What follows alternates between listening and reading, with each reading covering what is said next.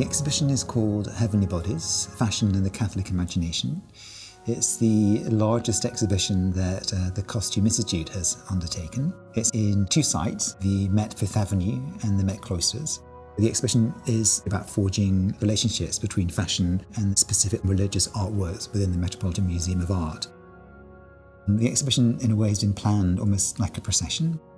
When you enter the Met Fifth Avenue, you're almost immediately confronted with the start of the exhibition, which begins in the Byzantine galleries. The Byzantine galleries focus on designers who've been inspired by sacred spaces, the interiors of Byzantine churches. We have Gianni Versace's last collection in 1997. One of the dresses you see was directly inspired by a crucifix that belongs to the Metropolitan Museum of Art.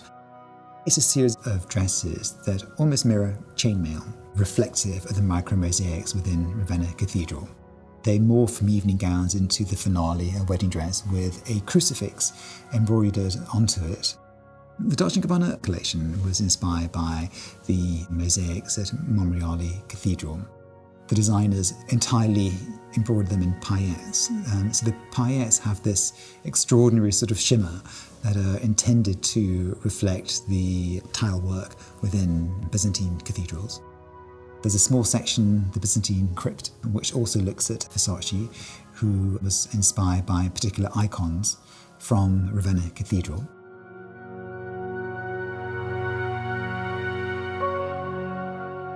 When you move out of the Byzantine galleries into the Medieval Europe gallery, the theme of that space is really designers who have created garments for the Madonna, for the Virgin and Child within churches. We have two examples, Yves Saint Laurent and also Riccardo Tisci, who created an extraordinary dress and cape for his local church in Puglia. And the medieval sculpture hall was inspired by a traditional layout of a church with a nave, a central aisle, and two side aisles. It's separated by a large choir screen, and that choir screen is being used as a divide to separate the earthly hierarchy from the celestial hierarchy. So before you pass through the choir screen, it's focusing on the different forms of dress worn by the clergy, priests, bishops, and the Pope, but also the habits worn by women religious. It articulates the differences, primarily through colour, that establishes that hierarchy. If you were to turn around, there's a balcony in which we have 21 choral robes that were created by Balenciaga for a choir in Spain, in San Sebastian. The original design was created by Balenciaga in 1945, and he redesigned the dress in the mid-60s, and we have the redesign. The original design was prompted by women who worked in his workrooms, who were also members of the choir.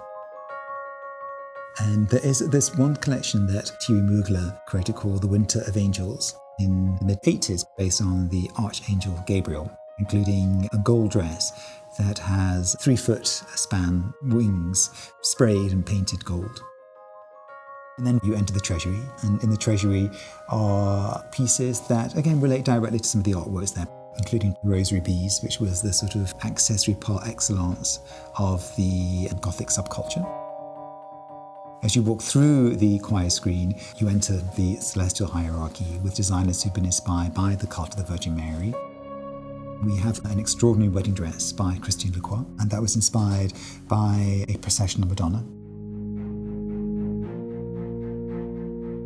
The Lehman wing focuses on the cult of saints and the cult of angels.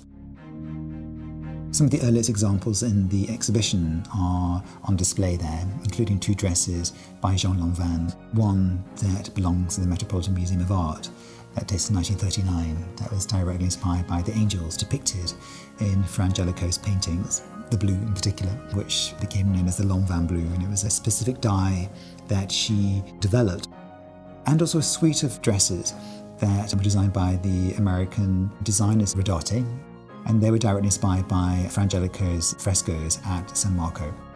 And the finale to that particular collection was a dress that was inspired by Bernini's St. Teresa.